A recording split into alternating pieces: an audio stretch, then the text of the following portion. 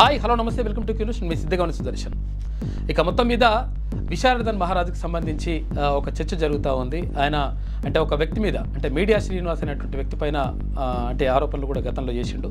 తర్వాత ఈయన 20 కోట్ల రూపాయలకు బీఆర్ఎస్కు అమ్ముడు పోయి కావాలని చెప్పేసి ఈ దళిత ఏదైతే నినాదం ఉందో దీన్ని మొత్తం కూడా విచ్ఛిన్నం చేసేటువంటి కుట్ర చేస్తూ ఉన్నాడని చెప్పేసి మీడియా శ్రీనివాస్ పైన ఆరోపణలు చేశారు. క్యూన్యూస్ ప్రేక్షకులకి, క్యూన్యూస్ వీక్షకులకి, ఈ తెలంగాణలో ఉన్నటువంటి దళిత బహుజనవాదులకి, విశారదన్ అనేటువంటి సైకోని అనుసరిస్తున్నటువంటి వాళ్ళకి నేను ఇస్తున్నటువంటి క్లారిటీ ఏంటంటే,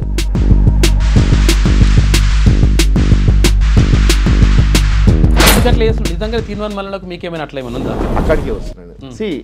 తీన్మార్ మల్లన్ని యాక్చువల్గా అంటే విశారదన్ మహారాజుకి మీకు అంతే ఎందుకు చెడిపోయింది?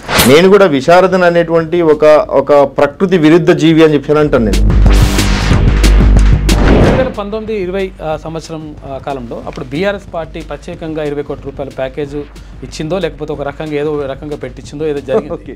అందుకనే మీడియా శ్రీనివాస్ మొత్తం కూడా విశారదన్ మహారాజు మీద బురద జల్లుతున్నాడు అంటే మీరేమంటారు? కేసీఆర్ ఒక కంపెనీ నాతో పెట్టించి నేను ఆ ఉద్యోగంలో నన్ను చొరబడేటట్టు చేసి,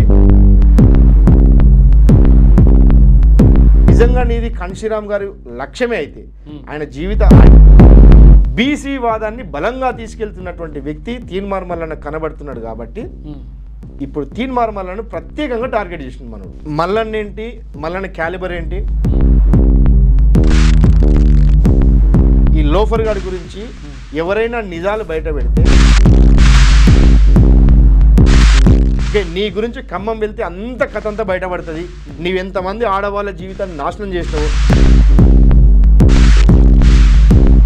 తోడబుట్టినటువంటి చెల్లెలు ఆమె జీవితాన్ని కూడా నువ్వు సర్వనాశనం చేసి చిన్నాభిన్నం చేసి